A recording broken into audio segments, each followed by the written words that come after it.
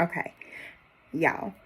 I just got back from the hospital kicking it with my grandma, and oh my God, I had such a good time today. Let me tell you, if you are blessed enough to have grandparents, great parents, even aunts and uncles, talk to them because eventually in that conversation, baby, it's going to get good, okay? So, grandma and I was just chopping it up, kicking it like we do at the hospital, and yeah, grandma was serving, she was giving today. The tea was piping hot. It was even a little bit spicy, a little bit ginger tea, if you will, a little bite to it in places. I was like, yes, grandma, I'm here for it all, right? So here's what happened. Grandma was telling me about who was sliding into whose DMs back in the day and the hands that had to be laid because of the debts that had to be paid for the slot. And I'm talking about, oh, it was hot. So me and grandma was just like getting into the meat of it all. And there was a family, you know, in the bed next to it. And a couple of times me and grandma might have livened it up a little bit because we knew they was listening a little too hard.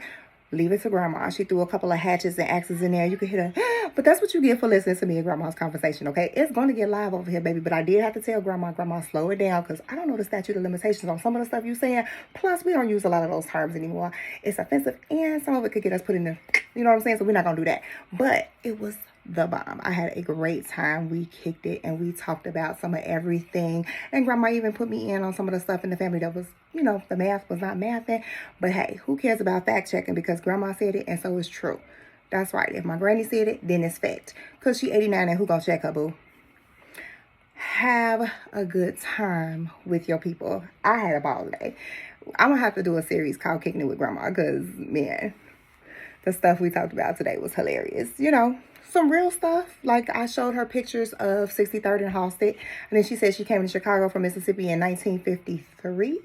And I showed her pictures from 1954 and pictures from today for 63rd and Halsted. And she was telling me, first of all, my grandma looked at this picture and was naming all the places before I could even show her what the places were. So she really was kicking out 63rd and Halsted. But it was when she named the juke joint, excuse me, as as she said, called it the juke joint. And grandma named more than once. I was like, grandma, how is it that you know what all the juke joints was? But hey, we got to get it from somewhere, right? I get it from my mama. So anyway, grandma was naming the juke joints. How about I looked them up and they was there? So that's what I'm saying. I don't really care about fact checking because like I said, boo, she said it and it is. So my memoir is going to be spicy though. Got all the tea. But the names will be changed to protect my check because I'm not sharing. Stay tuned for the next episode of Kicking It with Grandma. Bye.